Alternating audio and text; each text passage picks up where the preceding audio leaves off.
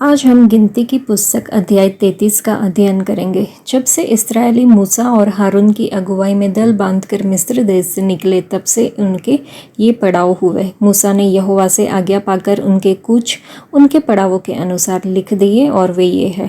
पहले महीने की 15वें दिन को उन्होंने रामसेस से कूच किया। फसह के दूसरे दिन इस्राएली सब मिस्रियों को देखते बेखटके निकल गए, जबकि मिस्री अपने सब पहलौठों को मिट्टी दे रहे थे जिन्हें यहोवा ने मारा था, और उसने उनके देवताओं को भी दंड दिया था। इस्राएलियों ने रामसेस से कूच करके सुकोत में डेरे डाले, और सुकोत से कूच करके एताम में, जो जंगल के छोर पर है, डेरे डाले, और एताम से कूच करके वे पीहही रोत को मुड़ गए, और बाल सपोन के सामने हैं और मिगदोल के सामने डेरे खड़े किए। तब वे पीही रोद के सामने से कूच कर समुद्र के बीच होकर जंगल में गए, और एताम नामक जंगल में 3 दिन का मार्ग चलकर मारा में डेरे डाले।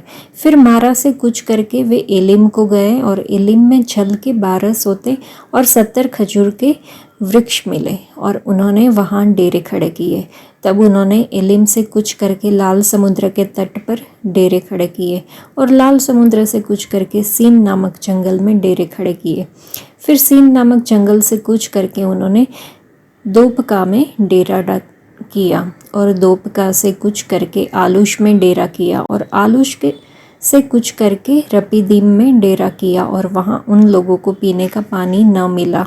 फिर उन्होंने रपीदीम से कूच करके सीने के जंगल में डेरे डाले, और सीने के जंगल से कूच करके किब्रोत हतावा में डेरा किया, और किब्रोत हतावा से कूच करके हसेरोत में डेरे डाले, और हसेरोत से कूच करके रितमा में डेरे डाले।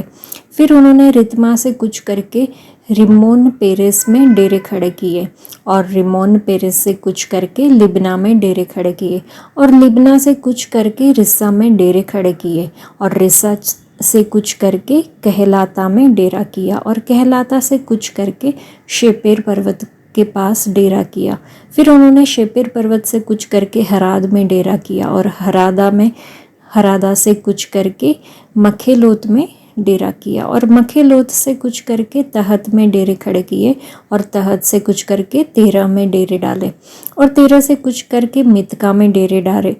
फिर मितका से कूच करके उन्होंने हशमोना में डेरे डाले, और हशमोना से कूच करके मोसेरोत में डेरे खड़े किए, और मोसेरोत से कूच करके याकानियों के बीच डेरा किया, और याकानियों के बीच से कूच करके होहरगी गाद में डेरा किया, और होहरगी गाद से कूच करके योतबाता में डेरा किया, और योतबाता से कूच करके अब्रोना में डेरे खड़े किए, और अब्रोना से कूच करके एसियोन गेबेर में डेरे खड़े किए, और एसियोन गेबेर से कूच करके उन्होंने सीन नामक जंगल के कादेश में डेरा किया। फिर कादेश से कूच करके होर पर्वत के पास, जो एदोम देश की सीमा पर है, डेरे डाले। वहाँ इस्राएलियों के मिस्र देश से निकलने के 40वें वर्ष के 5वें महीने के पहले दिन को हारून याजक यहोवा की आज्ञा पाकर होर पर्वत पर चढ़ा और वहाँ मर गया।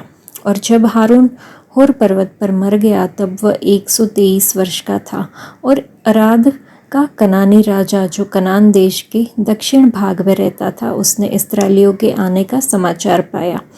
तब इस्राएलियों ने होर पर्वत से कूच करके सलमोना में डेरे डाले, और सलमोना से कूच करके पुनोन में डेरे डाले, और पुनोन से कूच करके ओबोत में डेरे डाले, और ओबोत से कूच करके अबारीम नामक डीहो में, जो मोआब की सीमा पर है, डेरे डाले। तब उन डीहो से कूच करके उन्होंने दिबोन गाद में डेरा किया, और दिबोन गाद से कूच करके अल्मोनदीब लातेम में डेरा किया, और अल्मोनदीब लातेम से कूच करके उन्होंने अबारिम नामक पहाड़ों में नबो के सामने डेरा किया। फिर अबारिम पहाड़ों से कूच करके मोआब के अराबा में यरीहो के पास यरदन नदी के तट पर डेरा किया, और उन्होंने मोआब के अराबा में बेत्यशेमोत से लेकर आबेल शितिम तक यरदन के किनारे किनारे डेरे डाले। फिर मोआब के अराबा में यरीहो के पास के यरदन नदी के तट पर यहोवा ने मूसा से कहा, इस्राएलियों को समझा कर कह, जब तुम यरदन पार होकर कनान देश में पहुंचो तब उस देश के निवासियों को उनके देश से निकाल देना और उनके सब नक्काशीदार पत्थरों को और ढली हुई मूर्तियों को नाश करना और उनके सब पूजा के ऊंचे स्थानों को ढा देना और उस देश को अपने अधिकार में लेकर उसमें निवास करना, क्योंकि मैंने वह देश तुम्हीं को दिया है कि तुम उसके अधिकारी हो। और तुम उस देश को चिट्ठी डालकर अपने कुलों के अनुसार बांट लेना, अर्थात जो कुल अधिक वाले हैं उन्हें अधिक और जो थोड़े वाले हैं उनको थोड़ा भाग देना। जिस कुल की चिट्ठी जिस स्थान के लिए निकले वही उसका भाग ठहरे। अपने पितरों के गोत्रों के अनुसार अपना अपना भाग लेना।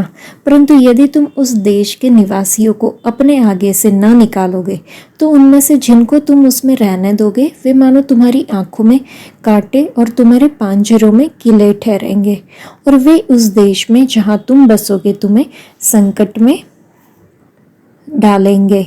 और उनसे जैसा बर्ताव करने की मनसा मैंने की है वैसा ही तुमसे करूँगा।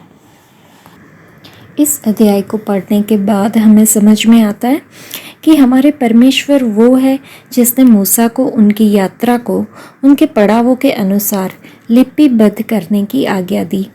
परमेश्वर की आज्ञा के अनुसार मूसा ने आरंभ से लेकर चरण दर चरण उनकी अवस्थाओं को लिपिबद्ध किया। परमेश्वर चाहते हैं कि हम अपने जीवन के हर चरण में अपनी विनम्र शुरुआत को याद रखें। हे यहोवा परमेश्वर, कृपा करके हमें अपनी यात्रा की शुरुआत को हमेशा याद रखने और आपके प्रति आभारी रहने में सक्षम बनाए। इस अध्याय में हमने यह भी देखा कि उन्होंने कैसे अपनी विरासत को प्राप्त किया। अपने लंबे कार्य के दौरान मूसा ने परमेश्वर ने जो कहा और जो किया उसका रिकॉर्ड रखा और मिस्र से मोआब तक की अपनी यात्रा को इस गिनती के 33वें अध्याय में दर्ज किया। इस अध्याय में 42 चरणों का उल्लेख किया गया है। यात्रा के दौरान रुकने वाले जो स्थान है उसके बारे में बताया है, जो मिस्र में रामसेस से शुरू होता है, जेरिको से पहले मोआब के मैदानों में समाप्त होता है। लेकिन परमेश्वर के दृष्टिकोण से इस यात्रा के केवल 3 चरण हैं। पहला मिस्र जो कि गुलामी का स्थान था, दूसरा कनान जो विरासत का स्थान है, और तीसरा जंगल जो अविश्वास का स्थान है। मसीही जीवन जीना परमेश्वर की कृपा और शक्ति से मिस्र से मुक्ति के साथ शुरू होता है। हम इसका अनुभव तब करते हैं जब हम प्रभु यीशु मसीह पर विश्वास करते हैं और अपना जीवन पवित्र आत्मा को सौंप देते हैं। तब हमारा लक्ष्य यथाशीघ्र अपनी आध्यात्मिक विरासत में प्रवेश करना होना चाहिए। जब आप जीवन में अपने कादेश बर्निया स्थान पहुँचे तो परमेश्वर पर भरोसा रखें और विश्वास के द्वारा अपनी विरासत में प्रवेश करें।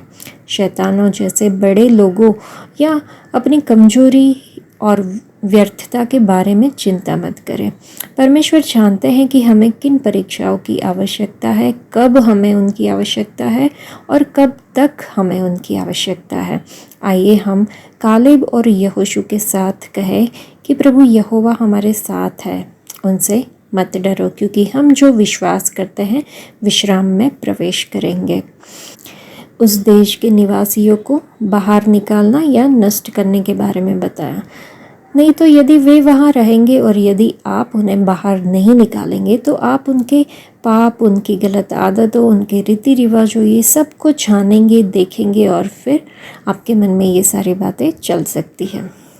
जिस देश में तुम रहते हो वहाँ वे तुम्हें सताएंगे लिखा है, तो वे हमें लगातार परेशान करेंगे ताकि हम शांति से न रह सके। जो परमेश्वर के द्वारा हमें शांति मिली है वो उन लोगों के द्वारा छीनने की कोशिश हो सकती है।